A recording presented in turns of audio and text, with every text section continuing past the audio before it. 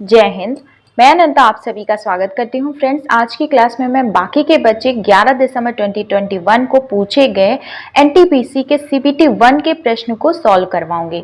तो यहाँ पे मेरे क्लास में खास बात क्या है, क्योंकि गूगल पे भी आपको पढ़ा ही है क्वेश्चन, लेकिन खास क्या है कि यहाँ पे मैं आपको अपडेटेड करंट अफेयर्स करके देती हूँ विद उससे रिलेटेड जितने भी स्टैटिक हैं आपको यहीं पे तैयार करके मिल जाएंगे। ठीक है, तो आपका क्या होगा कि टाइमिंग सेव होगा। इससे पहले के क्वेश्चंस मैंने करा रखे हैं पिछली क्लास में 11 दिसंबर के। आज दूसरी क्लास है। ठीक है, चलिए। पीत ज्वर मुख्य रूप से मनुष्य में फैलता है, ये क्वेश्चन पूछा गया है कि किससे फैलता है।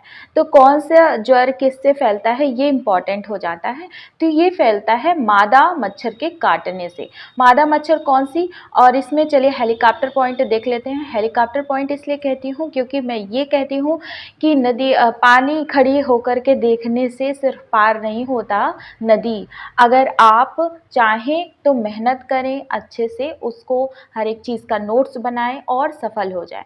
तो मेरी क्लास क्या है, मेरी क्लास आपकी हेलीकॉप्टर वाली क्लास है। अगर आप मेरी क्लासेस ले रहे हैं तो आप उस हेलीकॉप्टर में बैठ करके अपने लक्ष्य को प्राप्त कर सकते हैं। तो ये जो मादा एडीज मच्छर है, मादा एडीज मच्छर ही क्या करती है, पीत ज्वर का कारण है। तो याद रखिएगा मादा एडीज मच्छर। लेकिन अब चलिए यहाँ पे कुछ ऐसे बीमारियां होती हैं जो पूछी जाती हैं कि कौन सी बीमारी किसके काटने से होती है या किसके द्वारा फैलने से होती है। यहाँ तो ये देखिए, मलेरिया होती है, चिकनगुनिया, डेंगू, जापानी इंसेफेलाइटिस, पीला बुखार और जीका वायरस, लसिका, फाइलेरिया। तो ये जितनी भी यहाँ पे मैंने बीमारियाँ लिखनी है, इसको आप अच्छे से दिमाग में बैठा के रट लीजिए, क्योंकि एक एक पॉइंट्स आपके लिए ज़रूरी हैं। हो सके तो आप कॉपी पेंसिल ले लीजिए और बढ़िया अपना नोट्स बनाते चलिए। सिर्फ और सिर्फ एग्ज़ाम में क्या करना रहेगा, आपको अपने ही पेजेस पलटने रहेंगे, नहीं तो फिर से आपको वीडियो फिर देखने पड़ेंगे ना। तो आपको क्या करना पड़ेगा, यहाँ पे आपको नोट्स बनानी पड़ेंगे। अगर आप अपनी नोट्स बनाते चलिए और जितना मैं करवा रही हूँ ना, अगर आप इतना रट लिए तो श्योर है आपका सिलेक्शन होना ही है। तो मक्खियों के द्वारा कौन से रोग फैलते हैं, मक्खियों के द्वारा फैलता है साल्मोनेलोसिस। ठीक है, कौन सा, साल्मोनेलोसिस। और अमीबिक पेचिस, टाइफाइड बुखार, हैजा, ट्रेकोमा और टेपवर्म, राउंड वर्म, कुष्ठ रोग, ये सब क्या होता है, ये सब मक्खियों के द्वारा फैलता है। देखिए, ये सब मक्खियों के द्वारा फैलता है। ठीक, चलिए अब आगे बढ़ते हैं नेक्स्ट क्वेश्चन पे। इसमें कह रहे हैं कि भारत में ब्रिटिश शासन का अंत कब हुआ था। तो भारत में ब्रिटिश शासन का अंत कब हुआ था, 1947 को हुआ था, ये सभी को पता है।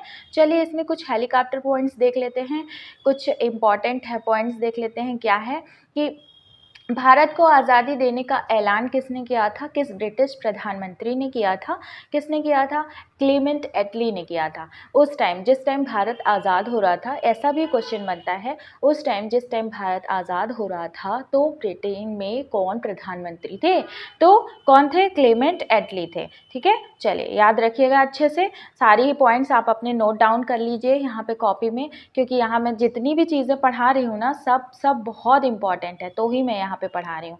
चलिए अब इसमें नेक्स्ट है कि भारत के जो आखिरी वायसराय थे, आखिरी वायसराय कौन थे, लॉर्ड माउंटबेटन। इन्होंने ही क्या किया था, इन्होंने ही घोषणा किया था कि आज़ादी होगी, 15 अगस्त 1947 को भारत आज़ाद हो जाएगा। ठीक है, चलिए अब आगे बढ़ते हैं। नेक्स्ट क्वेश्चन है, क्वेश्चन नंबर 24 कह रहा है, निम्नलिखित में से किस युद्ध से भारत में ब्रिटिश राज्य की औपचारिक नींव पड़ी।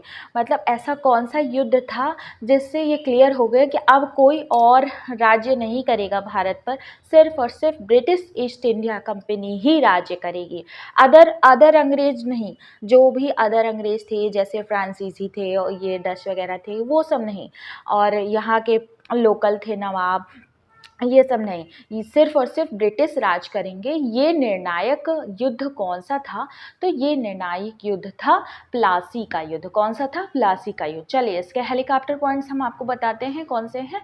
देखिए 23 जून 1757, ये डेट याद कर लीजिए, 1757 बहुत इंपॉर्टेंट है, पूछता है। ठीक है, पश्चिम बंगाल में प्लासी में राइड कौन थे ये? रॉबर्ट क्लाइव थे, ठीक है। रॉबर्ट क्लाइव के नेतृत्व में कौन हारे थे? देखिए सिराजुद्दौला जो बंगाल के नवाब थे, और फ्रांसीसी सहयोगी जो फ्रांसीसी और सिराजुद्दौला दोनों लोग मिल करके, मतलब फ्रांसीसी जो कंपनी थी और सिराजुद्दौला दोनों लोग मिल करके युद्ध किए थे। अब इस युद्ध में क्या हुआ था? इस युद्ध में ये दोनों हार गए तो क्या हुआ? अब फ्रांसीसियों का तो भी सफाया हो गया, अब बढ़िया एक छत्र राज्य हो गया ईस्ट इंडिया कंपनी का। तो कौन सा ऐसा था इतिहास में युद्ध जो बहुत ज़्यादा निर्णायक था? तो कौन सा था? प्लासी का युद्ध। कब, कौन लड़ा गया, किसके नेतृत्व में? रॉबर्ट क्लाइव के, और 1757 में, ठीक है। डेट अच्छे से याद कर लीजिए, किसके नेतृत्व में, किसके किसके बीच हुआ, ठीक। चलिए अब बक्सर के युद्ध पे आ जाते हैं। बक्सर का युद्ध भी एक बहुत इंपॉर्टेंट युद्ध था जिसने अंग्रेजों को और मजबूत किया था, ठीक है। कैसे? यहाँ पे देखिए 22 अक्टूबर 1764, ठीक है। 1764 में क्या हुआ था कि एक मिनट, मैं अपने आप को थोड़ा सा छोटा कर दूँ आपके कन्वीनियंट के लिए, ठीक है। यहाँ पे इसमें ब्रिटिश ईस्ट इंडिया कंपनी के जो हेड थे, जो ब्रिटिश ईस्ट इंडिया कंपनी की तरफ से मतलब उस टाइम हेड थे बक्सर के युद्ध में, कौन थे? मेजर हेक्टर मुनरो थे। अच्छा, इनके और किन के बीच लड़ाई हो रही थी? क्यों ये निर्णायक, मतलब क्यों ये बहुत ज़्यादा प्रभावशाली बना इनका युद्ध? क्यों बक्सर में जब ब्रिटिश ईस्ट इंडिया कंपनी जीत गई तो क्यों, मतलब क्यों निर्णायक हुआ? ब्रिटिश ईस्ट इंडिया कंपनी के पक्ष में क्यों बहुत ज़्यादा हुआ? क्योंकि देखिए उस टाइम बंगाल के नवाब भी हार गए, अवध के नवाब भी हार गए, और मुगल सम्राट भी हार गए। तो मतलब 3 जगह का इनका पूरा एकदम साम्राज्य फैल गया ब्रिटिश ईस्ट इंडिया कंपनी का। इस वजह से ये इम्पॉर्टेंट है। तो अब यहाँ पे आपको याद करना है मीर कासिम कौन है? बंगाल के नवाब। और अवध के नवाब कौन थे? तो सुजाउद्दौला। और शाह आलम कौन? शाह आलम द्वितीय, मुगल सम्राट के, ठीक है। मुगल सम्राट के राजा कौन थे? शाह आलम द्वितीय। उस टाइम कब? 1764 में। चलिए तो बक्सर के युद्ध के बारे में इतनी ही चीज़ें इंपॉर्टेंट थी, ऐसे ही पूछी जाती हैं। चलिए अब यहाँ पे क्वेश्चन नंबर 25 देखते हैं। विक्टोरिया फॉल्स नदी पर स्थित है। कौन सी नदी पर स्थित है? तो विक्टोरिया फॉल्स जाम्बेजी नदी पर स्थित है। ये कहाँ की बात हो रही है? ये वर्ल्ड की बात हो रही है। तो वर्ल्ड की नदियाँ भी इम्पॉर्टेंट है इसका मतलब। और यहाँ पे अफ्रीका की बात हो रही है, तो चलिए हम अफ्रीका से रिलेटेड जितनी भी चीज़ें जीके हैं वो सारी चीज़ें हम कवर करते हैं, ठीक है। चलिए तो इसका हेलीकॉप्टर पॉइंट, चलिए आगे बढ़ते हैं। हेलीकॉप्टर में बैठिए अब सब लोग। अफ्रीका दुनिया का एकमात्र ऐसा महाद्वीप है जो कर्क, भूमध्य और मकर रेखा, यहाँ से तीनों रेखाएं आपस में पास होती हैं, मतलब कि तीनों रेखाएं ही पास होती हैं। तो ऐसा महाद्वीप है, एकमात्र ऐसा महाद्वीप है। ये क्वेश्चन पूछा गया है, पूछा जाता है, ध्यान में रखिएगा, ठीक है। यहाँ पे मैं आपको कोई भी ऐसा चीज़ नहीं छोड़ूंगी जो छूट जाए, ऐसा है। अब ये क्या है? ये अफ्रीका का एक पार्ट है। ये क्या है? अफ्रीका का एक पार्ट। जैसे अफ्रीका मान लीजिए ऐसे है ना, ऐसे है, हाँ ये अफ्रीका है ना, तो ये यहाँ पे एक पार्ट है। यहाँ पे क्या है? अफ्रीका के भूमध्य सागर है, यहाँ पे लाल सागर है, ठीक है। तो यहाँ पे हिंद सागर है, और यहाँ पे कौन सा सी है आप बताइएगा? चलिए बता देते हैं, अटलांटिक सी है। चलिए अब यहाँ पे क्या कहते हैं, देखिए यहाँ पे जो ऐसे पोर्शन था ना, ये वाला पोर्शन, तो इस पोर्शन की ही फोटो ये है। तो इसको बोलते हैं हॉर्न ऑफ अफ्रीका, मतलब सींग, अफ्रीका की सींग है। तो अफ्रीका की सींग देखते हैं। अफ्रीका की सींग में कौन कौन से देश हैं? सूडान है, इरिट्रिया है, इथियोपिया है, जिबूती है और सोमालिया है। पूछा जाता है कौन से देश जो है अफ्रीका के हॉर्न ऑफ अफ्रीका में कौन से देश शामिल नहीं हैं। तो जब आपको पता होगा तभी तो आप बताएंगे। ये देखिए सूडान है, इरिट्रिया है, जिबूती है, इथियोपिया है, सोमालिया है, केन्या है और युगांडा है, ठीक है। चलिए अब आगे बढ़ते हैं नेक्स्ट। इसमें हाँ, इसमें ये देखिए जो इसमें केन्या शामिल नहीं है, फिर भी यहाँ पे येलो कलर का है। लेकिन मैंने बहुत सर्च किया था, तो बहुत सर्च करने के बाद मुझे सिर्फ और सिर्फ यही देश मिले थे, ठीक है। तो आप इन्हीं को ही ऑथेंटिक मानिए, ठीक। चलिए अब आगे बढ़ते हैं। दक्षिण अफ्रीका में जो एक नदी है लिम्पोपो नदी, लिम्पोपो नदी, ठीक है। दक्षिण अफ्रीका में, दक्षिण अफ्रीका की बात कर रहे हैं, दक्षिण अफ्रीका देश है, अफ्रीका महाद्वीप में सबसे नीचे वाला देश है, तो उसकी बात कर रहे हैं कि उसमें जो मकर रेखा गुजरती है वहाँ से, तो जैसे मान लीजिए ऐसे दक्षिण अफ्रीका इधर है, ठीक है, तो मकर रेखा ऐसे गुजर रही है, तो यहीं पे लिम्पोपो नदी है, तो लिम्पोपो नदी को क्या करती है, ये मकर रेखा 2 बार काटती है, ऐसे करके लिम्पोपो नदी घूमी हुई है, तो एक बार इधर काटेगी, एक बार इधर काटेगी बीच में, ठीक है। तो इसी तरह ये क्वेश्चन बना हुआ है, क्वेश्चन पूछा जाता है कि कौन सी ऐसी नदी है जो मकर रेखा को 2 बार काटती है, तो कौन सी ऐसी नदी है, लिम्पोपो नदी है। चलिए भारत में आ जाते हैं, भारत में भी ऐसी बातें हुई हैं, तो भारत में कर्क रेखा के साथ हुई है, ये क्वेश्चन इंपॉर्टेंट है। कौन सी ऐसी नदी है जो कर्क रेखा मतलब कर्क रेखा को 2 बार काटती है, कौन सी ऐसी नदी है, तो माही नदी है, कर्क रेखा को 2 बार काटती है, ठीक है। अब माही नदी निकलती कहाँ से है, मध्य प्रदेश से निकलती है और खंभात की खाड़ी में गिरती है। खंभात की खाड़ी कहाँ है, खंभात की खाड़ी वहीं रन ऑफ कच्छ ऐसे है ना, गुजरात है, ये ऐसे है ना, यही है खंभात की खाड़ी, ठीक है। चलिए बड़ा सुंदर चित्र बन जाता है हमसे। तो अब इसके बाद क्या है, हाँ कर्क रेखा देख लीजिए कितने राज्यों से होकर गुजरती है, तो गुजरात, राजस्थान, मध्य प्रदेश, छत्तीसगढ़, मिजोरम, झारखंड, पश्चिम बंगाल, त्रिपुरा। तो कन्फ्यूज़न कहाँ होता है, कन्फ्यूज़न वही ईस्ट वाले पोर्शन में होता है, नॉर्थ ईस्ट वाले पोर्शन में, जो नॉर्थ ईस्ट के जो राज्य हैं वहीं पे होता है कन्फ्यूज़न, बाकी इधर से तो पता ही होता है कि ना, गुजरात है, राजस्थान है, मध्य प्रदेश है, छत्तीसगढ़ है, फिर उसके बाद इधर झारखंड है ना, तो पश्चिम बंगाल, त्रिपुरा और मिज़ोरम, ठीक। कितना याद रखेंगे, त्रिपुरा और मिज़ोरम याद रखिए, बाकी तो आपको याद ही रहेगा इतना, ठीक। चलिए, और सबके एकदम नोट्स आप अच्छे से बना के चलिए, ये नहीं कि बस यहाँ पे पढ़ा दिया तो एक बार पढ़ लिया तो पढ़ लिया, नहीं, आप एक बार अच्छे से नोट्स बना लीजिए अपनी सारी जितनी भी मैं चीज़ें पढ़ा रही हूँ, ठीक है। नोट्स बनाते रहेंगे तो इससे क्या होगा कि बाद में आपके लिए अच्छा होगा, और नोट्स बना के ही पढ़ना चाहिए, मुझे ऐसा लगता है। और बाकी मैं अभी क्या कर रही हूँ, अभी आपके लिए सारी के जीएस का प्रीवियस ईयर पेपर सॉल्व करवा रही हूँ, उसके बाद मैं स्पेशल जीके की क्लासेस स्टार्ट करूँगी, ठीक है। और उसके बाद फिर देखते हैं आगे क्या करते हैं। क्वेश्चन नंबर 26 है, ऑक्सीकरण अभिक्रिया में क्या होता है, जो ऑक्सीडेशन होता है, ऑक्सीकरण का मतलब होता है ऑक्सीडेशन, और ऑक्सीडेशन में क्या होता है, इलेक्ट्रॉन की कमी होता है। अच्छा, एक प्रक्रिया होती है रिडक्शन, रिडक्शन में क्या होगा, इलेक्ट्रॉन गेन होगा, तो ये अगेन क्वेश्चन रिपीटेड हो गया है, देखिए अगेन उसी सेट में। चलिए क्वेश्चन नंबर 27 पे आते हैं, इसरो के पहले अध्यक्ष कौन थे, तो इसरो के पहले अध्यक्ष थे, कौन थे, होमी जहांगीर भाभा थे या विक्रम साराभाई थे, तो यहाँ पे विक्रम साराभाई थे, ठीक है। चलिए, होमी जहांगीर भाभा मत लगा दीजिएगा बहुत लोगों को उससे कंफ्यूजन होता है, इसलिए मैंने जानबूझ के बोला है। तो हेलीकॉप्टर पॉइंट, चलिए अब हेलीकॉप्टर वाली क्लास है आपकी।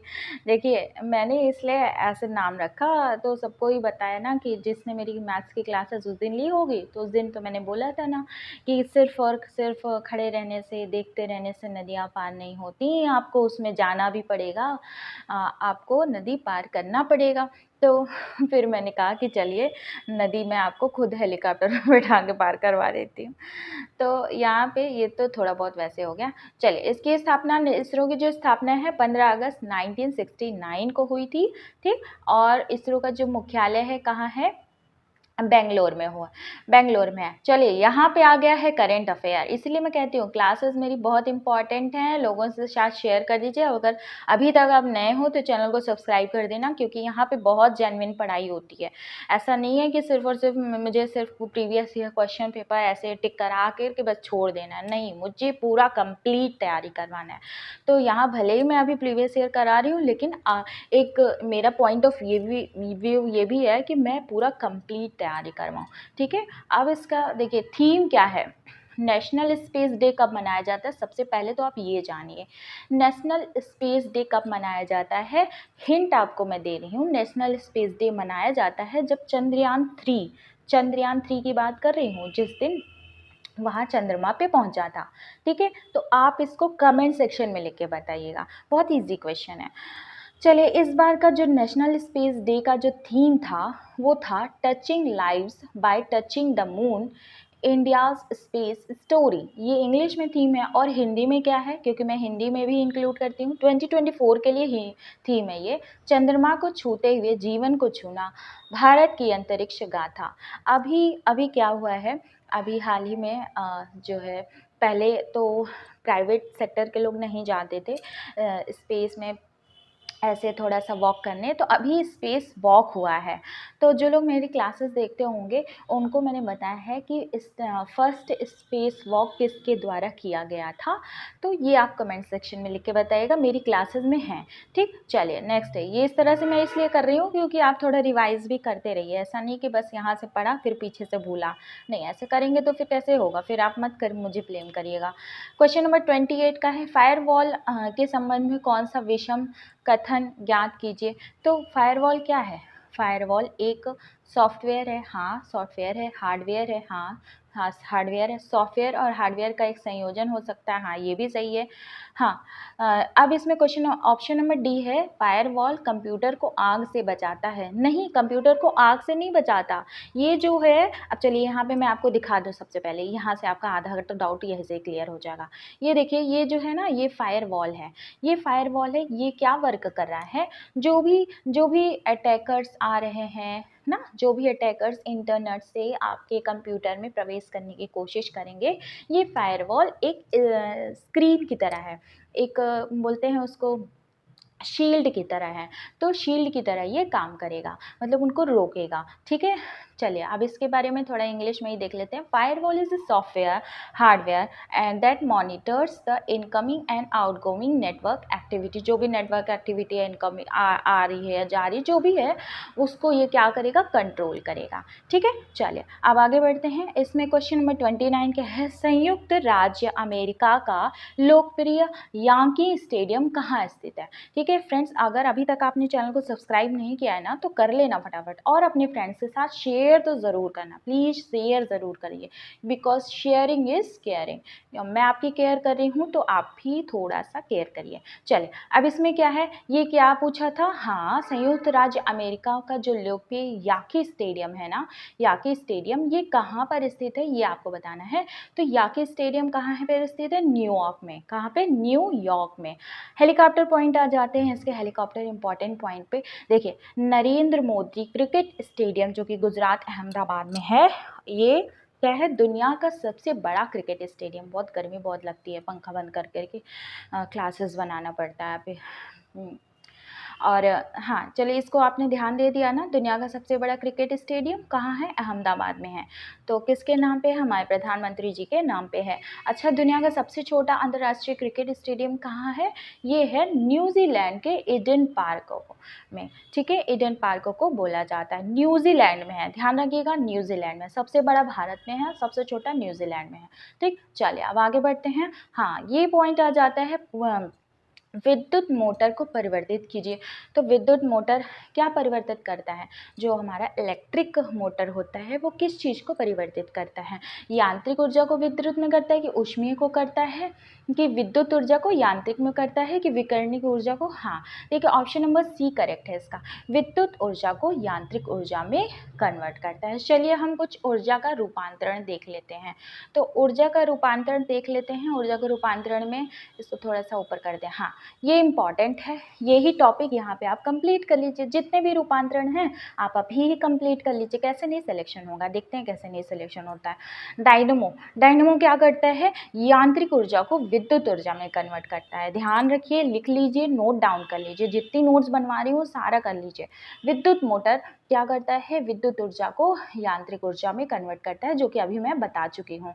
अब ये माइक्रोफोन क्या करता है, जो माइक्रोफोन ये है ना, ये माइक्रोफोन है ना, ये क्या कर रहा है, हमारी ध्वनि ऊर्जा को विद्युत ऊर्जा में कन्वर्ट कर रहा है। ठीक है, और लाउड स्पीकर क्या करता है, लाउड स्पीकर भाई सभी को पता है, विद्युत ऊर्जा को जो उसमें से इलेक्ट्रिक वो वेव्स जाती हैं उसको किस में करता है, उसको साउंड एनर्जी में कन्वर्ट करता है, ध्वनि में कन्वर्ट करता है। ठीक है, विद्युत बल्ब क्या करता है, विद्युत ऊर्जा को प्रकाश में कन्वर्ट करता है। भाई उसमें इलेक्ट्रिसिटी गई और प्रकाश और लाइट लाइट और ऊष्मा हीट जल गई। ठीक है, चलिए सोलर क्या करता है, सोलर ऊर्जा को विद्युत ऊर्जा में कन्वर्ट करता है और भारत में इसका बहुत ज़्यादा यूज़ हो रहा है। ठीक है, मोमबत्ती क्या करता है, मोमबत्ती जो है केमिकल एनर्जी को किस में कन्वर्ट करता है, रासायनिक ऊर्जा को लाइट और ऊष्मा हीट में कन्वर्ट करता है। ठीक है, इंग्लिश हिंदी कोई प्रॉब्लम नहीं है, यहाँ पे सब चलता है। चलिए विद्युत हीटर क्या करता है, विद्युतीय ऊष्मा को ऊष्मीय ऊर्जा में कन्वर्ट करता है। ठीक, विद्युतीय ऊर्जा को ऊष्मीय ऊर्जा में कन्वर्ट करता है। पढ़ते जाइए, आगे बढ़ते जाइए। अगर अभी तक आपने चैनल को सब्सक्राइब नहीं किया है कर लीजिएगा। और हाँ, एक चीज़ मैं बता रही हूँ, जितना भी मैथ्स मैं करवा रही हूँ सारे मैथ्स को आप सॉल्व कर लीजिए, खोलिए उसका एक एक ट्रिक देखिए, मैंने क्या क्या ट्रिक बताया। ऐसा नहीं, मैथ्स तो बहुत सारे लोग सॉल्व कर लेते हैं, लेकिन मैथ्स किस ट्रिक से सॉल्व करना है आप वहाँ जा करके अच्छे से देख लीजिए। इससे क्या होगा, आपका टाइम बचेगा। आप जब टाइम का बहुत वहाँ मैनेजमेंट होता है, जब पेपर आया ना तो वहाँ पे ये नहीं है कि मैथ्स का अलग सेक्शन है, जीएस का अलग सेक्शन है, रीजनिंग का अलग सेक्शन है, नहीं, सब मिक्स उसमें देता है। कभी रीजनिंग देगा तो कभी आपको इजी क्वेश्चन देगा, कभी कुछ होगा, तो आपका क्या है वहाँ पे दिमाग ऐसे फ्लैक्चुएट करता रहेगा। तो दिमाग फ्लैक्चुएट ना करे, इसलिए आप प्रैक्टिस करते रहिए। और देखिए मैंने मैथ्स में कैसे कैसे ट्रिक्स बताए हैं, प्रीवियस ईयर क्वेश्चन ही है, वो सारे अच्छे से सॉल्व कराएं, जाके सॉल्व कर लीजिएगा। ठीक है, तो जलता हुआ कोयला क्या है, कोयला क्या है, रासायनिक ऊर्जा को क्या करता है, ऊष्मीय ऊर्जा में कन्वर्ट करता है। ठीक है, प्रकाश विद्युत सेल क्या करते हैं, प्रकाश विद्युत सेल करता है और प्रकाश ऊर्जा को विद्युत ऊर्जा में कन्वर्ट करता है। चलिए विद्युत सेल जितने भी करवा रही हूँ, बोर मत होइए। अगर आप बोर हुए, धैर्य खोए अपना, तो फिर लक्ष्य भी खो जाएंगे। क्योंकि अब देखिए, जब भी मकान बनता है तो बहुत धैर्य से बनता है। जिसका मकान बहुत जल्दी बना वो बहुत जल्दी टूटा, मतलब कि बहुत कमज़ोर रहेगा। तो आपको कमज़ोर मकान नहीं बनाना है, आपको अपने आप को स्ट्रांग बनाना है। अभी एनटीपीसी का है, फिर इधर इलाहाबाद हाई कोर्ट का फॉर्म आ रहा है, कितना चीज़ है आपके सामने। आपको ये सारी चीज़ें, आप ये मत सोचिए कि आपको सिर्फ और सिर्फ ये सारी चीज़ें एनटीपीसी में ही कन्वर्ट आएंगी। एनटीपीसी के अलावा भी आपकी हाई कोर्ट या फिर और अदर एग्जाम जो भी हैं, उसमें भी अगर जीएस पूछ रहा है तो इस तरह के ही क्वेश्चंस पूछेंगे। आप इसको लिख के लीजिए। ठीक है, तो इसलिए अगर आप ये एक चीज़ के लिए तैयारी कर रहे हैं तो अच्छे से करिए, आपको हमेशा काम आएगा।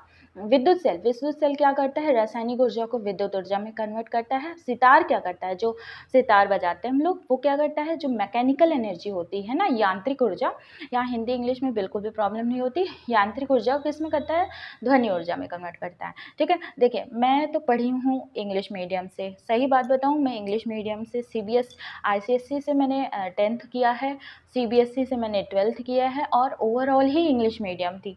मेरे साथ क्या समस्या होती थी, मेरे साथ समस्या होती थी कि मुझे हिंदी इंग्लिश में दिक्कत होती थी। भाई होती है, अगर इंग्लिश मीडियम का कोई बच्चा पढ़ा हुआ है ना, तो उसके जो साइंस के टर्म्स रहते हैं ना, वो इंग्लिश में डिफरेंट रहते हैं और हिंदी में डिफरेंट रहते हैं, तो उसमें उसको दिक्कत होती है। लेकिन दिक्कत क्या है, दिक्कत मैंने कहा कि ऐसे कैसे कोई दिक्कत है, बस मैंने पढ़ना शुरू कर दिया, बस दोनों आ गया मुझे कोई दिक्कत नहीं हुई, कोई इशू नहीं। फिर इसीलिए कह रहे हैं कि आप भी अच्छे से पढ़ लीजिए, मन लगा लीजिए, ताकि आपको भी किसी भी चीज़ में कहीं भी दिक्कत ना आए।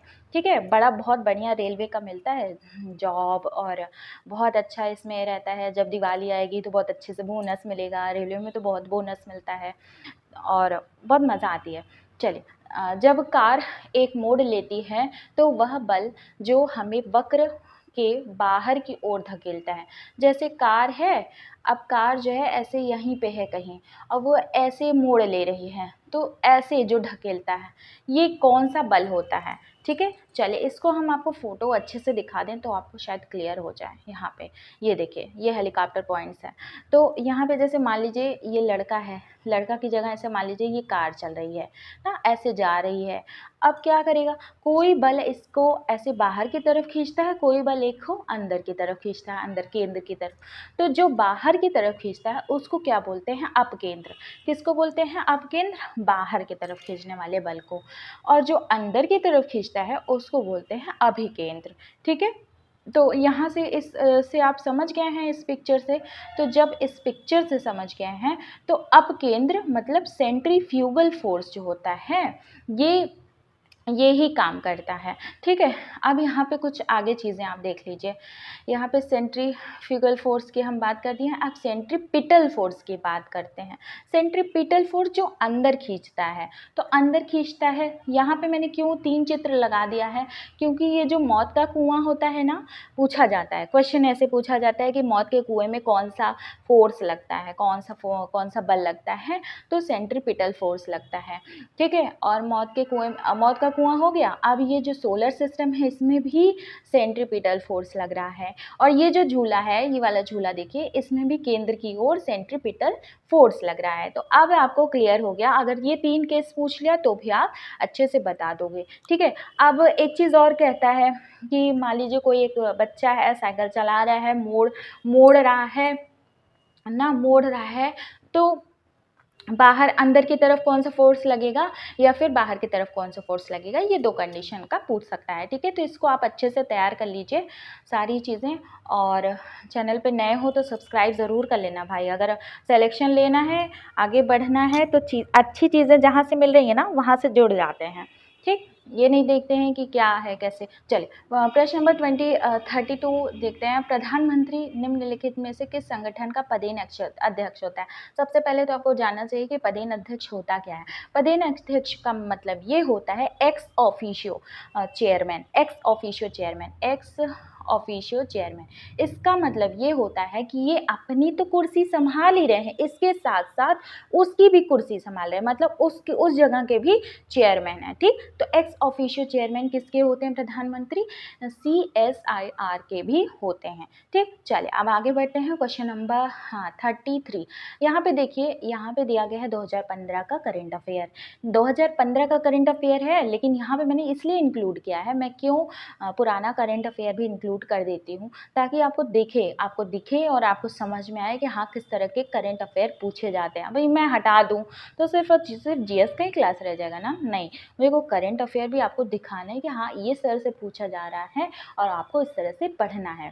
ठीक है, अब इसीलिए अब देखिए, अब आप इसका आंसर जाने ना जाने कोई मतलब नहीं, ये दोबारा नहीं आएगा।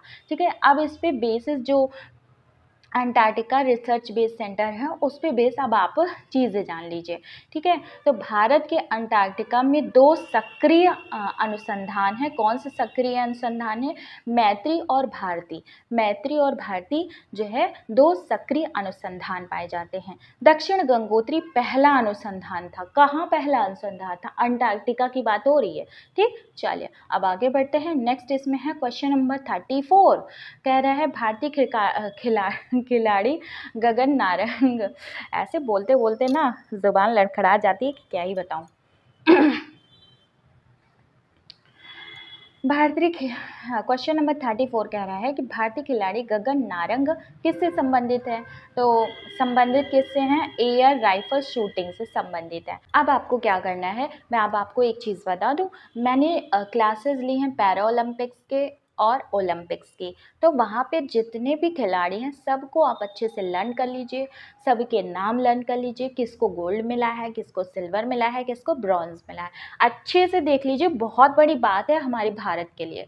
तो जो चीज़ अगर भारत के लिए इम्पॉर्टेंट है, वो कैसे नहीं बच्चों के लिए इम्पॉर्टेंट है ना इम्पॉर्टेंट, तो आप जाके उसको देखिए अच्छे से, वहाँ पे सारी चीज़ें मैंने कवर करा दी हैं। ठीक है, और एक एक टॉपिक कवर कराया है। ओलंपिक्स में तो किसी को गोल्ड मिला ही नहीं है, ये भी आप जान लीजिए। चलिए अब आगे बढ़ते हैं। इसमें क्वेश्चन नंबर 35 देखते हैं। क्वेश्चन नंबर 35 कह रहा है माइक्रोसॉफ्ट कॉरपोरेशन की स्थापना कब हुई थी? तो माइक्रोसॉफ्ट कॉरपोरेशन की स्थापना कब हुई थी? माइक्रोसॉफ्ट कॉरपोरेशन की स्थापना 1975 में हुई थी। चलिए अब आगे बढ़ते हैं, देखते हैं इसका हेलीकॉप्टर पॉइंट क्या है। इसका हेलीकॉप्टर पॉइंट है कि जो इसकी स्थापना 4 अप्रैल 1975 को हुई थी, और स्थापना किया किसने था? बिल गेट्स ने किया था। तो मेरे मामा जी हैं ना, मामा जी, तो वो बिल गेट्स की कंपनी में काम करते थे, अभी भी करते हैं, अभी रिटायर नहीं हुए हैं, और काम करते हैं बिल गेट्स की कंपनी में। और क्या कहते हैं, बहुत बढ़िया उनका वो पैकेज है माइक्रोसॉफ्ट का। तो आज से नहीं, वो बहुत पहले, जब हम लोग शायद बहुत छोटे थे, 5 या 6 साल के रहे होंगे, तभी वो चले गए थे बिल गेट्स की कंपनी में काम करने। तो उन्होंने किस चीज़ की पढ़ाई की थी, उन्होंने कंप्यूटर की ही पढ़ाई की। फिर उसके पहले तो आईटीआई वगैरह किया था, आईटीआई कानपुर वगैरह में टॉप हुए थे। लेकिन क्या हुआ कि जिस चीज़ की पढ़ाई की फिर वो चीज़ उनको ज़िंदगी में काम नहीं आई, दूसरी दूसरी काम आ रही है। दूसरी काम आ रही है मतलब कि कंप्यूटर उन्होंने फिर बाद में सीखा। फिर कंप्यूटर की वजह से ये बिल गेट्स की कंपनी में काम करने लगे और अब लाखों का पैकेज है। वहाँ तो बहुत है, मतलब वहाँ का तो रुपए भाई डॉलर का और इंडिया का जो है करेंसी तो बहुत ज़्यादा गैप हो जाता है। और फिर कहने का मतलब क्या है, मैं क्यों उनकी कहानी इसलिए बता रही हूँ, इसलिए बता रही हूँ कि अगर आप सोच रहे होगे ना कि मान लीजिए आप एसएससी सीजीएल की तैयारी कर रहे हो, आप इस वाले फॉर्म को ऐसे ही देखने के लिए भरे हो, तो मैं ये कह रही हूँ कि देखने के लिए मत भरो फॉर्म। आप अगर यहाँ पे आए हो तो अच्छे से पढ़ो, चीज़ें अच्छे पढ़ो, क्या पता आपका यहाँ रेलवे में हो जाए, ठीक है, रेलवे में हो जाए तो बढ़िया अच्छे से जॉब लग जाए। और ये मत सोचिए कि इसमें छोटी जॉब है, ऐसे है वैसे नहीं, सब जगह डिपार्टमेंट वाला एग्ज़ाम होता है, डिपार्टमेंट वाला एग्ज़ाम दीजिए, बन जाइए ऑफिसर। तो ऑफिसर बनने का हमेशा चांसेस रहते हैं, ठीक है। आपको कब कौन सी ज़िंदगी में कब कहाँ मोड़ दे, तो वो चीज़ आप उसको एक्सेप्ट कर लीजिए, उसको आगे बढ़िए। जहाँ भी प्रेज़ेंट स्थिति में जहाँ भी जैसे हैं, उससे आप आगे बढ़िए, आगे निकलने की कोशिश करिए, ठीक है। इसलिए मैंने उनकी कहानी बताई। मतलब पढ़ा कुछ और, भाई आईटीआई के टॉपर्स थे तब के ज़माने में, बहुत पहले। और उसके बाद अब कहाँ अमेरिका में, वो भी कंप्यूटर सीख के। तो कब कहाँ कैसा मोड़ आ जाए, रास्ता आपको क्या करना है, आपको रास्ते बदलने हैं ना, आपको लक्ष्य तो एक ही रखना है, भाई सफल होना है। तो सफल होना है, तब रास्ते बदल सकते हो, ठीक है। अब आप क्या कर रहे हो, अब आप सही रास्ते पे आए हो, फतेह अनंता एकेडमी पे आए हो। फतेह अनंता एकेडमी मतलब अब आप अपने अपने नाम को फतेह कर सकते हो, अपने माँ बाप को फतेह कर सकते हो, माँ बाप के नाम को फतेह कर सकते हो। जब एक बार बस आपकी जॉब लग जाएगी ना, तो लोग कहेंगे ये देखो फलाने के बेटा, मतलब हमारे यहाँ अवधि में तो फलाने बोलते हैं, तो बोलते हैं कि फलाने के बेटा बेटी ऐसे कर लिए, और जब तक नहीं किए रहते हाँ बहुत कठिन है, देखिए कैसे करते हैं, मतलब ऐसे ही बोलेंगे लोग, ऐसे ही बोलते हैं। और क्या ही बताऊँ, चलिए छोड़िए, जान दीजिए, दुनियादारी बहुत है। क्वेश्चन नंबर 36 में क्या है, इसमें से कौन सी ग्रंथि नहीं है, कौन सी एक ग्रंथि नहीं है, तो पित्ताशय, पीयूषिका, एड्रिनल, यकृत या एड्रिनल। तो कौन सी एक ग्रंथि नहीं है, पित्ताशय कोई एक ग्रंथि नहीं है, ये ऑर्गन है, ठीक है। चलिए हेलीकॉप्टर पॉइंट में मैं आपको यहाँ पे कुछ आपको डाउट क्लियर करा दूँ। अंतःस्रावी ग्रंथि हमारे हमारे अंदर क्या होती है, दो तरह की ग्रंथियाँ होती हैं, एंडोक्राइन ग्लैंड्स होती हैं। एंडोक्राइन ग्लैंड्स मतलब होता है अंतःस्रावी ग्रंथियाँ, और एक्सोक्राइन ग्लैंड्स होती हैं। देखिए अगर हमें अभी देखिए पसीना आया, तो ये किस ग्रंथि के कारण आया, ये आया एक्सोक्राइन ग्लैंड के कारण, जो बाह्य स्रावी ग्रंथियाँ होती हैं। और जैसे आंसू निकले, लार, और भी जितने सारे लिक्विड्स बाहर निकलते हैं, वो सारे एक्सोक्राइन ग्लैंड्स के कारण होते हैं, बाह्य स्रावी ग्रंथि के कारण होते हैं, ठीक है। अब यहाँ पे जो एंडोक्राइन ग्लैंड्स हैं, वो हमारे शरीर के अंदर रहती हैं। ये सारी ग्रंथियाँ क्या करती हैं, ये सारी जो ग्रंथियाँ होती हैं, ये हार्मोन्स रिलीज़ करती हैं। क्या रिलीज़ करती हैं, हार्मोन्स रिलीज़ करती हैं।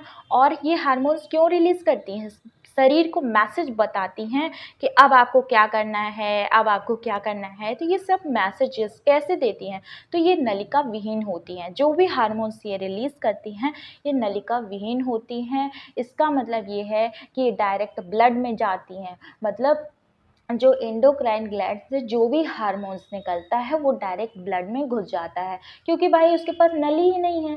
जब नली ही नहीं है, इससे साबित ये होता है कि वो नलिका विहीन है, और वो डायरेक्ट ब्लड में घुस जा रही है। जैसे हाइपोथैलेमस है ना, हाइपोथैलेमस अंदर ही ब्रेन में होता है, और पिट्यूटरी भी इधर ही कहीं अंदर ही होता है। तो ये सारी ग्लैंड्स जो है क्या होंगी, ये जो है क्या करती हैं, ये डायरेक्ट हार्मोन सिक्रेट करती हैं ब्लड में, ठीक। तो इसको आप अच्छे से देख लीजिए, क्योंकि देख लीजिए, और देखने क्यों कह रही हूँ, क्योंकि पूछता है ना कि कौन सी एंडोक्राइन ग्लैंड है, कौन सी एंडोक्राइन ग्लैंड नहीं है। हाइपोथैलेमस है, पिट्यूटरी ग्लैंड है। पिट्यूटरी ग्लैंड को मास्टर ग्लैंड बोलते हैं, क्या बोलते हैं, मास्टर ग्लैंड बोलते हैं। थायराइड ग्लैंड, ठीक है, थायराइड ग्लैंड। और उसके बाद एड्रिनल ग्लैंड, पेनक्रियाज। पेनक्रियाज क्या करता है, पैंक्रियास इंसुलिन और ग्लूकेगॉन को भी रिलीज़ करता है, प्रोड्यूस करता है। तो ये पैंक्रियाज ही एक ऐसा जो है ये क्या है, एंडोक्राइन और एक्सोक्राइन दोनों के अंदर आता है पैंक्रियाज, ठीक है। और गोनैड्स तो वही होता है जो डिसाइड करता है कि मेल फीमेल के चीज़ों को डिसाइड करता है, ठीक है, कि ये मेल होगा, ये फीमेल होगा, इसमें फीमेल हार्मोन्स होने चाहिए, इसमें मेल हार्मोन्स होने चाहिए। जैसे टेस्टिस वगैरह, जो दो टेस्टिस वगैरह होती हैं मेल्स में, ओवेरीज भी दो होती हैं फीमेल्स में। तो ये सारी चीज़ें कौन डिसाइड करता है, गोनैड्स डिसाइड करता है। थाइमस हुआ, तो ये सारे कितने ग्लैंड्स हुए, ये सारे ग्लैंड्स क्या हैं, ये सारे ग्लैंड्स हार्मोन्स रिलीज करते हैं और इंडोक्राइन ग्लैंड्स होते हैं, मतलब अंतःस्रावी ग्रंथियां होते हैं। अब यहाँ पे बाह्यस्रावी ग्रंथियों की बात करें, बाह्यस्रावी ग्रंथियां नलिका युक्त होती हैं। भाई इसमें नली होती है, छिद्र होते हैं ना, छिद्र होते हैं ना, तभी तो उसमें से पसीना आता है, ऑयल आता है, सब चीज़ आता है ना। एंजाइम्स रिलीज़ करती हैं। देखिए हम लोग लार है ना, लार में कितने सारे एंजाइम्स निकलते हैं, तो वही सारी कौन सी ग्रंथि निकालती है, एक्सोक्राइन ग्लैंड, ठीक। अब यहाँ पे पूछता है कौन सी ग्रंथि एक्सोक्राइन है, एंडोक्राइन है। तो जैसे लैक्रिमल ग्लैंड है ना, आंसू ग्रंथि, जो हमारे आंसू निकलते हैं ना, तो लार का सैलिवरी ग्रंथि, और सीबम का है, सीबम का तेल निकलता है, स्वेद, पसीना, दुग्ध, मेमोरी ग्लैंड। अग्नाशय, हाँ अब यहाँ पे अग्नाशय की बात कर रहे हैं, जो पैंक्रियाज है अग्नाशय है, ये पाचन एंजाइम, जब ये कैसा काम करता है, जब ये बाह्यस्रावी मतलब एक्सोक्राइन ग्लैंड्स की तरह ये जब काम करता है, तब ये क्या करता है, तब ये पाचन एंजाइम्स को रिलीज करता है, ठीक है। पाचन एंजाइम्स को रिलीज करने के कारण इसको बाह्यस्रावी ग्रंथि के कैटेगरी में भी रखा जाता है। अब दूसरा ये है कि अंतःस्रावी में क्या करता है, ये इंसुलिन और ग्लूकागन को रिलीज करता है, ठीक है, इंसुलिन में और ग्लूकागन को रिलीज करता है। मानव शरीर में सबसे बड़ी ग्रंथि पूछी जाती है कि कौन सी है, मानव शरीर में सबसे बड़ी ग्रंथि यकृत है। यहाँ पे ऐसे खाली महाभारत की तरह कहानी मत सुनिएगा, रामायण की तरह या फिर और भी कोई। तो आपको क्या करना है, सारी चीज़ें को अप्लाई करना है, लर्न करना है, उसको लर्न करते जाइए। यहाँ पे जितनी भी चीज़ें मैं दे रही हूँ ना, ऐसा नहीं कि बस आप देखते जाइए और इसको लर्न भी करते जाइए। देखिए 2015 में जो भी कुश्ती के लिए अर्जुन अवार्ड मिला था, तो किसको मिला था, अब इनको जानने का कोई मतलब नहीं है, लेकिन यहाँ पर मैंने इंक्लूड इसलिए किया है क्योंकि यहाँ पर मैंने अर्जुन अवार्ड से रिलेटेड हेलीकॉप्टर पॉइंट आपको डाले हैं। देखिए भारत के राष्ट्रपति द्रौपदी मुर्मू जी द्वारा 9 जनवरी 2024 को 26 खिलाड़ी को अर्जुन पुरस्कार दिया गया था। उसमें से देखिए कुछ कॉमन है, जैसे ओजस प्रमीड किस में मिला था, ओजस प्रमीड को तीरंदाजी में मिला था। लिखते जाइए ओजस प्रमीड को तीरंदाजी में मिला था। बस आप तो पढ़ते जाइए, बढ़ते जाइए, यहाँ पे आपको बढ़िया कंटेंट मिलेगा और अच्छे से तैयारी भी कर लेंगे, ठीक है। चलिए, अगर चैनल पे नए हो, पहली बार आए हो, तो चैनल को सब्सक्राइब कर लेना भाई। चलिए आगे बढ़ते हैं। अदिति गोपीचंद स्वामी तीरंदाजी, ठीक है, अदिति गोपीचंद स्वामी तीरंदाजी। मोहम्मद शमी तो पता ही है क्रिकेट में, आर वैशाली शतरंज में, याद करते जाइए। अनुष अग्रवाल घुड़सवारी अनुष अग्रवाल। दिव्य कीर्ति सिंह घुड़सवारी, ठीक है। आगे दीक्षा डागर गोल्फ, कौन, दीक्षा डागर गोल्फ। अब है आगे, हाँ, कृष्ण बहादुर पाठक हॉकी में, हॉकी, कृष्ण जी हॉकी लेके, जैसे कृष्ण बांसुरी लेके चलते हैं, ये हॉकी लेके चल रहे हैं, उसमें क्या है। सुशीला चानू हॉकी में, और पवन कुमार कबड्डी में। कबड्डी किसने खेला है, मैं तो बचपन में खेल रही थी, मेरा तो पैर ही टूट गया, फिर मैं 1 महीने बेड पे ही थी और सीढ़ियों से गिर गई, धड़ाम से टूट गया खेलते खेलते। और खेलने का बहुत शौक था और हड्डियाँ मेरी बहुत बार टूटती थी। तो क्वेश्चन नंबर 38 है, आईपी एड्रेस के डॉटेड दशमलव प्रारूप में प्रत्येक सेट को क्या कहा जाता है। अब देखिए, अभी आपको ये अगर कंप्यूटर से रिलेटेड होंगे तो समझ में आएगा, नहीं रिलेटेड होंगे तो नहीं समझ में आएगा, इसलिए मैंने यहाँ पे आपके लिए ये चित्र डाल रखा है, ठीक है। अगर आप कहीं कोच वो जीएस का ये आप डाउनलोड करके पढ़ेंगे तो अब इस तरह से थोड़ी मिलेगा आपको कि यहाँ पे बढ़िया आपको मिल गया है, अब इसमें देख लो, आपको सर्च करना पड़ेगा। तो इसलिए कह रही हूँ कि आपका टाइम यहाँ पे सेव होगा। ये देखिए, ये जो नंबर है ना, ये नंबर है, ये आईपी एड्रेस है, ये आईपी एड्रेस है। आईपी एड्रेस होता क्या, आईपी एड्रेस हर कंप्यूटर का यूनिक होता है, ठीक है। जैसे मान लीजिए आपने कोई नेटवर्क बदला, हाँ, आप अभी एयरटेल का नेटवर्क यूज़ कर रहे हो, जैसे ही आपने जियो का नेटवर्क यूज़ किया, उसका उस टाइम का आईपी एड्रेस चेंज हो जाएगा, ठीक है। इंटरनेट प्रोटोकॉल बोलते हैं उसको, आईपी को। अब यहाँ पे क्या क्वेश्चन था, ये देखिए, ये जो है ना, ये जो ट्रिपलेट है, ये ट्रिपलेट है, ये है ना, इसमें कितने डिजिट होते हैं, ये जो है, ये जो कितने डिजिट हैं, देखिए 1 1 0 1 0 1 0 1, ये क्या है, ये 8 होते हैं टोटल। तो यही पूछा है, यही जो पूछा है, ये जो 3 डॉट्स, 3 जो नंबर्स हैं, और ये क्या डिनोट करते हैं, इसमें 8 ऑक्टेट होते हैं, मतलब कितने नंबर्स होते हैं, 8 होते हैं, ठीक है। इसमें देखिए पहला ऑक्टेट ये है, दूसरा ऑक्टेट, ऑक्टेट मतलब उसमें 8 चीज़ें हो, कहीं भी और ऑक्टेट लिखा है ना, तो मतलब 8 होगा, ठीक है। कैसे, अब यहाँ पे देखिए, जो आईपी एड्रेस के डॉटेड दशमलव प्रारूप में प्रत्येक सेट को क्या कहते हैं, जो प्रत्येक सेट है ना, प्रत्येक सेट है ना, ये प्रत्येक सेट है ना, इस सेट को बोलते हैं ऑक्टेट, ऑक्टेट, ऑक्टेट, ऑक्टेट, ठीक। अब समझ में आ गया होगा। चलिए, अब यहाँ पे नेक्स्ट क्वेश्चन इसी से रिलेटेड अदर एग्जाम्स में पूछा गया था। जैसे डॉट डेसिमल संकेत में आईपी एड्रेस 4 एड्रेस बिल्कुल डॉट प्रतीकों का उपयोग करके किया दर्शाया जाता है, तो कितने प्रतीकों का, 3। आप यहाँ पे क्या कह रहा है, ये देखिए, यहाँ पे कितने डॉट यहाँ पे यूज़ किए गए हैं, ये पूछ रहा है। कितने डॉट यूज़ किए गए हैं, 1 2 3, कितने डॉट यूज़ किए गए हैं, 1 2 3। क्वेश्चन को ध्यान से देख लीजिए, 4 एड्रेस, ये जो 4 एड्रेस हैं, 1 2 3 4, ये कितने डॉट प्रतीकों का ये प्रयोग किया गया है, तो 3 डॉट प्रतीकों का प्रयोग किया गया है। ये क्वेश्चन पूछा गया है, इसलिए मैंने यहाँ पे अच्छे से आपको एक्सप्लेन कर दिया। चलिए क्वेश्चन नंबर 40 देखते हैं। दिल्ली में संसद भवन का निर्माण किया जाता है। संसद भवन का निर्माण कब किया गया था, पुराना संसद भवन की बात हो रही है, नए संसद भवन की बात नहीं हो रही है। और नए संसद भवन पे भी मेरा एक वीडियो बहुत पुराना पड़ा होगा करंट अफेयर का, उसको भी देख लीजिएगा, क्योंकि अब नए संसद भवन का है तो भाई हम क्यों कोई चीज़ छोड़ें, जब पूछ ही लिया है इतनी पुरानी बात। तो 1921 से लेकर 27 तक इसका निर्माण कार्य था, पुराने का। अब हेलीकॉप्टर पॉइंट में देखिए, जो पुराने का था, पुराने का जो डिज़ाइनर कौन किया था, पुराने संसद भवन को डिज़ाइन किया था एडविन लुटियंस और सर हर्बर्ट बेकर ने तैयार किया था। लेकिन अब नए संसद भवन की क्या बात है, नए संसद भवन का जो उद्घाटन किया था, किसने किया था, प्रधानमंत्री जी ने किया था 28 मई 2023 को। डेट अच्छे से याद कर लीजिए, ये डेट पूछा जाता है, और ये डेट 28 मई 2023 याद कर लीजिए, ठीक है। अब नए भवन का जो डिज़ाइन किया था आर्किटेक्ट विमल पटेल ने किया था। किसने किया था, विमल पटेल, विमल पटेल, वो पान में विमल वाला नहीं, वो नहीं, विमल पटेल ने किया था, ठीक है। मैं उसका प्रचार नहीं कर रही हूँ, कोई अगर खाते भी हुए तो भाई छोड़ देना, कैंसर बहुत बुरी चीज़ है। आजकल तो मतलब कि सब्जियां, फल, इन सब चीज़ों में इतने केमिकल्स डाल के इतना हाइब्रिड तरीके से बना रहे हैं कि लोग क्यों ना कैंसर का बीमारी हो। नेचुरल चीज़ें खा ही नहीं रहे हैं, कोई मजबूर हो गए हैं इन्हीं सब चीज़ों को खाने के लिए।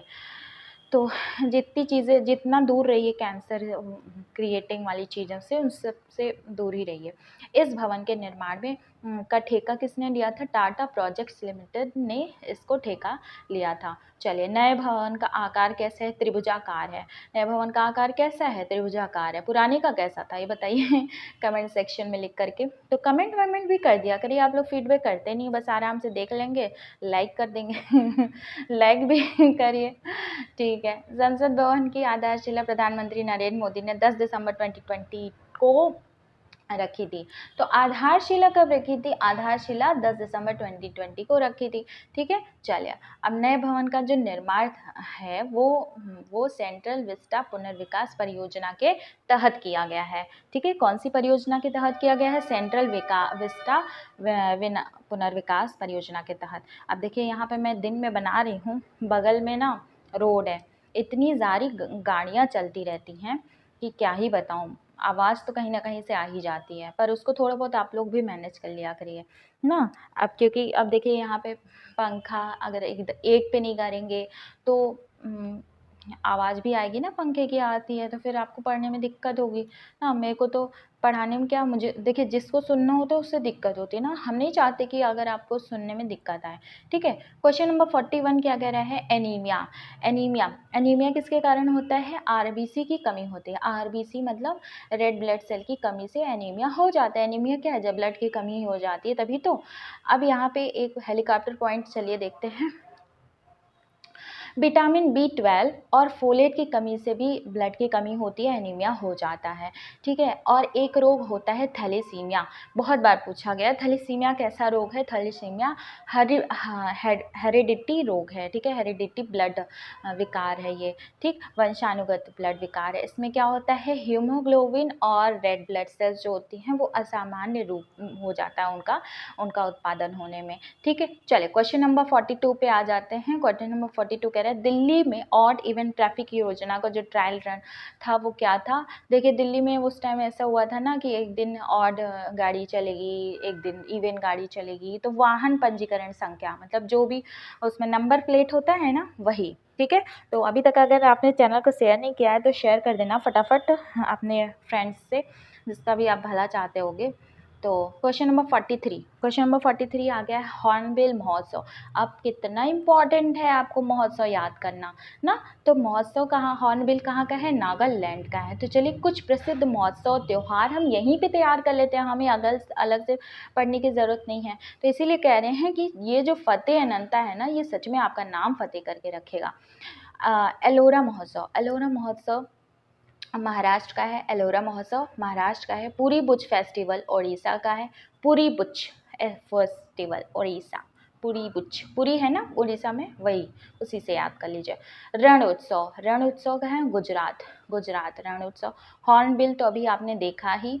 और कार्निवल तो इसको वैसे बोलते हैं गोवा कार्निवल, लेकिन अगर कार्निवल दे दिया तो आप क्या करेंगे ना। तो चले अब इसको राजस्थान अंतर्राष्ट्रीय लोक महोत्सव, तो यहाँ पे डायरेक्ट राजस्थानी है। पतंग महोत्सव जयपुर में, कहाँ पे पतंग महोत्सव, पतंग महोत्सव होता है जयपुर में। ठीक है, बहुत अच्छी सिटी है जयपुर। सेक्रेनई महोत्सव, सेक्रेनई महोत्सव है नागालैंड में। ड्री महोत्सव, ड्री देखिए कैसा नाम है महोत्सव का, ड्री, ड्री महोत्सव है अरुणाचल प्रदेश का, अरुणाचल प्रदेश का ड्री महोत्सव। ठीक, ड्री ड्री ड्री महोत्सव। मोपिन महोत्सव, मोपिन महोत्सव भी अरुणाचल प्रदेश का है। ठीक है, चलिए अब आगे बढ़ते हैं। यहाँ पे देखिए मैंने बहुत सारी अब लगभग बहुत सारे राज्य का यहाँ पे दिया है मैंने। जैसे आंध्र प्रदेश का है दशहरा है, उगादी है, दक्कन महोत्सव है, ब्रह्मोत्सव है और लुम्बिनी महोत्सव है। तो यहाँ आपको याद रखना है, सारी चीज़ें अच्छे से याद रखिए, स्क्रीनशॉट कर लीजिए। लेकिन आप कितने ही स्क्रीनशॉट करोगे, इससे अच्छा तो आप नोट्स ही बना लो ना। चलिए अब इसमें आगे है अरुणाचल प्रदेश में। अरुणाचल प्रदेश में क्या है, ज़ीरो संगीत महोत्सव, बूरी बूट, मायोको, ड्री अभी मैंने पढ़ाया, पोंगटू, लोसार, लोसार भी पूछा है। ठीक है, लोसार भी पूछा है।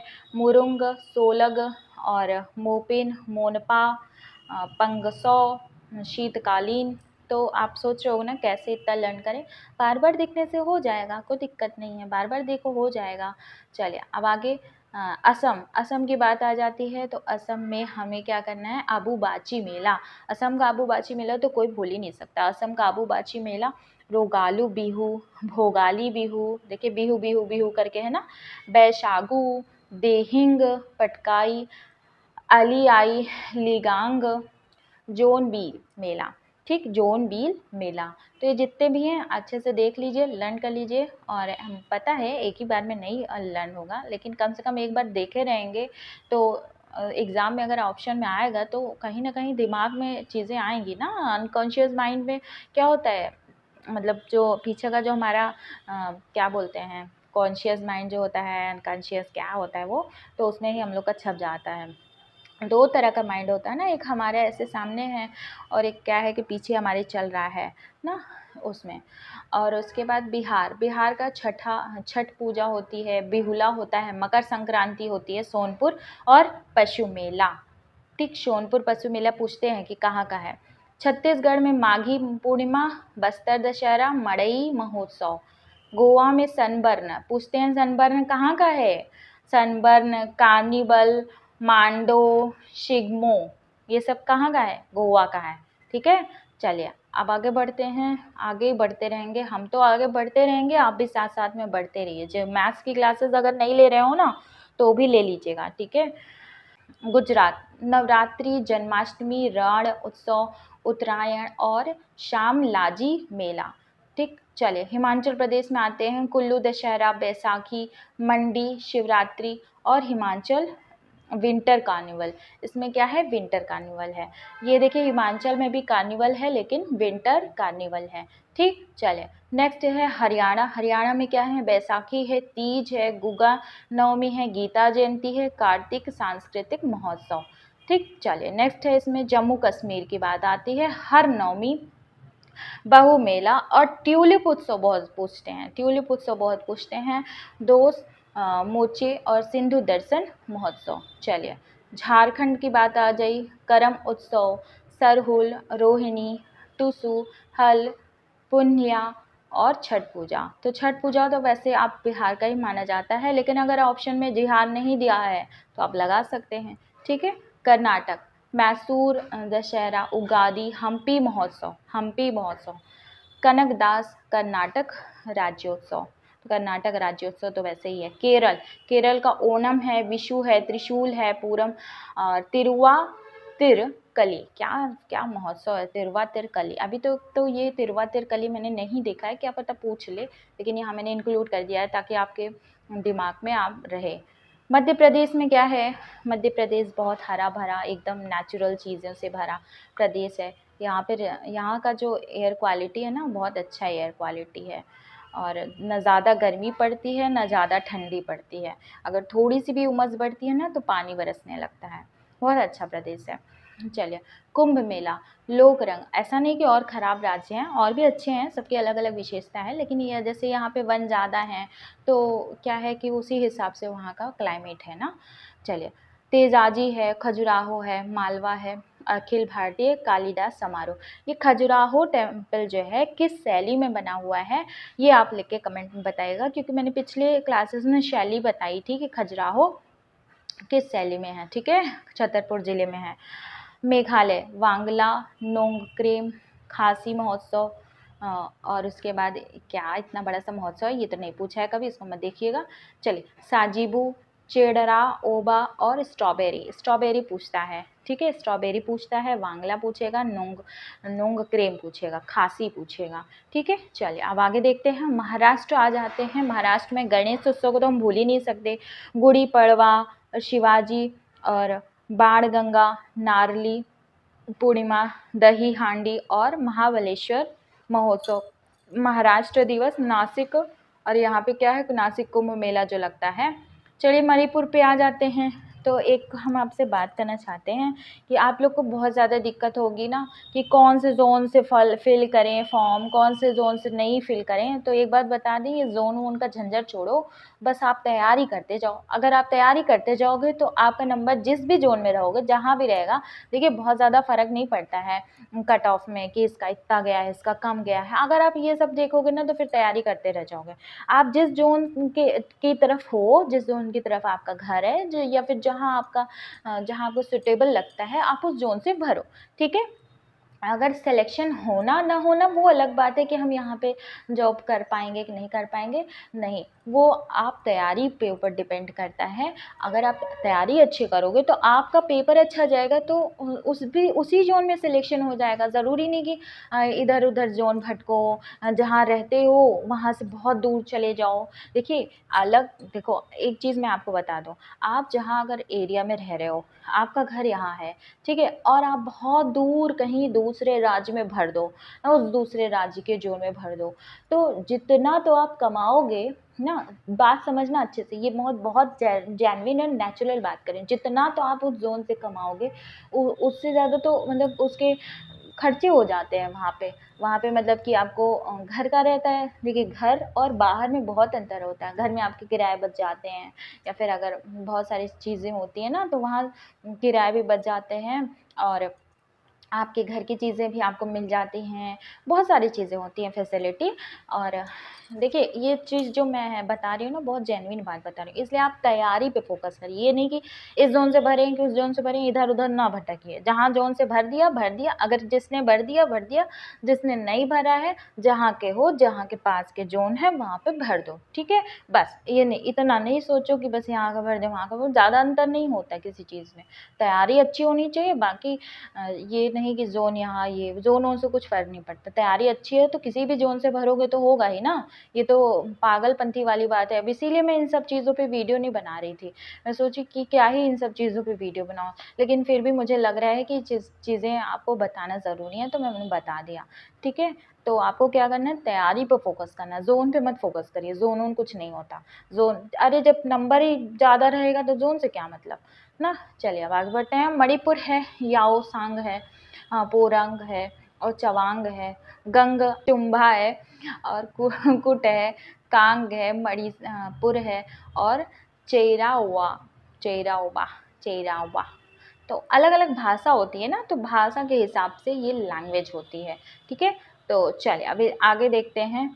आगे है मिज़ोरम। हाँ, मिज़ोरम का है चपचारकूट महोत्सव, पावलकूट और एंथ्यूरियम, ल्यूवा, खुट्टाला, खुआडो, लूखला। क्या क्या फेस्टिवल है भगवान। हमारे यहाँ का तो फेस्टिवल सब जगह की भाषा अलग होती है। चलिए नागालैंड की बात करते हैं। हॉर्नबिल हुआ, मोत्सू हुआ, आओ लियांग हुआ और बुशु दिमा हुआ, ठीक है। सेक्रेनाई। नेक्स्ट है इसमें उड़ीसा। उड़ीसा है चंदन यात्रा, रथ यात्रा, राज परबा, नुकाहाई और स्नान यात्रा, कलिंग महोत्सव, महाबिशुबा संक्रांति, राजा परबा, माघ सप्तशमी, मकर और झाऊ महोत्सव। झाऊ महोत्सव। पंजाब का है माघी, लोहड़ी, बैसाखी, मुक्तसर मेला, होला मोहल्ला, गुरु नानक गुरुपर्व, तियान। राजस्थान है पुष्कर मेला। पूछते हैं ना पुष्कर मेला कहाँ का है। नागौर, पतंग महोत्सव, मेवाड़ मेला और इस तरह से। चले अब सिक्किम में आ जाते हैं। सिक्किम का है माघ संक्रांति, लोसार। बहुत बार पूछने को मिला है, देखने को मिला है। तामू, लोचर और ये सारे जितने भी हैं ये क्या हैं, सिक्किम के हैं। इंद्र जात्रा और भानु जयंती, सोनम, लोचर, ठीक। चलिए अब आगे बढ़ते हैं। तमिलनाडु की तरफ आते हैं। बोर मत होइएगा, क्योंकि ये सब चीज़ें अगर आप बोर होंगे ना तो यही सब चीज़ें तो पूछते हैं। अगर इसमें बोर हो गए तो हो गया, कल्याण हो गया। कल्याण नहीं महाकल्याण हो जाएगा। हाँ, पुथांडु, कीर्तिगई, पोंगल, थाईपुसम, नाट्यांजलि और फ्लोट उत्सव, जलीकट्टू, ठीक। चले आगे। तेलंगाना का हो गया समक्का, सरलम्मा जात्रा, बोनालू बहुत बार पूछे हैं, पडुंगा और पीरला मेदाराम जातारा, ठीक है। चलिए त्रिपुरा का आ जाएगा खर्ची पूजा, गरिया और तीर्थमुख मेला, बीजू और ओवा। चलिए नेक्स्ट है इसमें पश्चिम बंगाल। पश्चिम बंगाल का है पोइला, बोईशाख, दुर्गा पूजा, काली पूजा, भाई फोर्ट और डोल यात्रा, हुलान यात्रा, टुसू परब। नेक्स्ट है इसमें उत्तराखंड का है फूलदेई महोत्सव। फूलदेई एक वो है ना, कहानी है। जब आप केवी की तैयारी करेंगे ना तो उसमें वीणा एक बुक है, क्लास फर्स्ट या सेकेंड की है, तो उसमें एक फूलदेई महोत्सव है, उसके बारे में एक्सप्लेन किया गया है। तो गंगा दशहरा, कावड़ यात्रा, बिस्सू मेला, कुंभ मेला, हरिद्वार, माघ, हिमालय कुंभ, महाकुंभ। उत्तर प्रदेश में कुंभ, अर्धकुंभ, रामनवमी, गंगा महोत्सव, नवरात्रि, खिचड़ी, रामलीला, रामनवमी, तीज महोत्सव है, यहाँ पे तीज होता है, ठीक है। चलिए नेक्स्ट इसमें क्वेश्चन है कि क्वेश्चन नंबर 44 कह रहा है शब्दों के 4 युग में दिए गए हैं और विषम शब्द हमको क्या करने हैं, चुनने हैं। तो यहाँ पे विषम शब्द है नोनागन। नोनागन जो है 7 चीज़ों को नहीं कहते हैं, नोनागन में 9 चीज़ें होती हैं। समचतुर्भुज में 4 भुजाओं वाला, अष्टभुज में 8 है, षटभुज में 6 भुजाएं हैं। तो इस तरह की चीज़ें हैं। चलिए अब आगे बढ़ते हैं। क्वेश्चन नंबर 45 पे क्या कह रहा है कि एक विशेष वित्त वर्ष के लिए केंद्र सरकार की बजट घाटा दर्शाता है। अगर कभी कोई अभी क्या है कि अगर कोई एक वित्त वर्ष है ना, मान लीजिए 23 से 24 तक है ना वित्त वर्ष, तो इस वित्त वर्ष में केंद्र का जो बजट घाटा है वो क्या दर्शाता है? वह धनराशि जो सरकार को उधार लेनी है ना, कि उतना ही तो घाटा हुआ भाई ना, घाटा जो होगा वही तो इंसान उधार लेगा। ठीक है, चलिए क्वेश्चन नंबर 46 और आज का ये लास्ट क्वेश्चन है और इसमें बहुत स्पेशल है, इसलिए चैनल को लाइक और सब्सक्राइब ज़रूर कर देना और पढ़ते रहना, आगे बढ़ते रहना। हेलीकॉप्टर वाली क्लास तो ज़रूर लेना। यहाँ पे ये देखिए, ये जो ये क्वेश्चन है ना 2014 के हिसाब से पूछा गया है कि प्रधानमंत्री नरेंद्र मोदी ने किस विमान वाहक पोत को औपचारिक रूप से भारतीय नौसेना में शामिल किया? तो भारतीय नौसेना में शामिल किया, लेकिन अब ये क्वेश्चन नहीं आएगा। इसी क्वेश्चन के बेस पे अभी मैंने आपको करंट अफेयर करवाया। ये देखिए जो पोत है ये INS संध्यायक है। ठीक है, कौन है? INS संध्यायक। ये देखिए INS संध्यायक। तो INS संध्यायक क्या है? देश का पहला सबसे बड़ा सर्वे पोत। कौन सा पोत है? सर्वे पोत। ये सर्वे करता है, मतलब कि जांचता है, समुद्री सुरक्षा के लिए है। ठीक है, 3 फरवरी 2024 को औपचारिक रूप से नौसेना डॉकयार्ड विशाखापट्टनम में रक्षा मंत्री श्री राजनाथ सिंह द्वारा भारतीय नौसेना में शामिल किया गया। ठीक है, तो ये इम्पॉर्टेंट है, तो इसको आप देख लीजिए। तो आप फीडबैक ज़रूर दीजिए कि आपको क्लासेस कैसी लग रही हैं, आपको क्या चाहिए, क्या आप आगे पढ़ना चाहते हो, या फिर कोई भी चीज़ हो, जो भी आपको समस्या हो वो आप फीडबैक दीजिए। अगर आप फीडबैक दोगे ना तो ही आपको राइट गाइडेंस मैं आपको दे पाऊंगी, इसलिए फीडबैक ज़रूर देना। ठीक है, चलिए अभी तक चैनल को शेयर नहीं किया हो तो फटाफट शेयर कर दीजिए अपने फ्रेंड से, और उसके बाद फिर मिलते हैं नेक्स्ट क्लास में। तब तक के लिए बाय बाय, टेक केयर, नमस्कार, धन्यवाद, जय हिंद।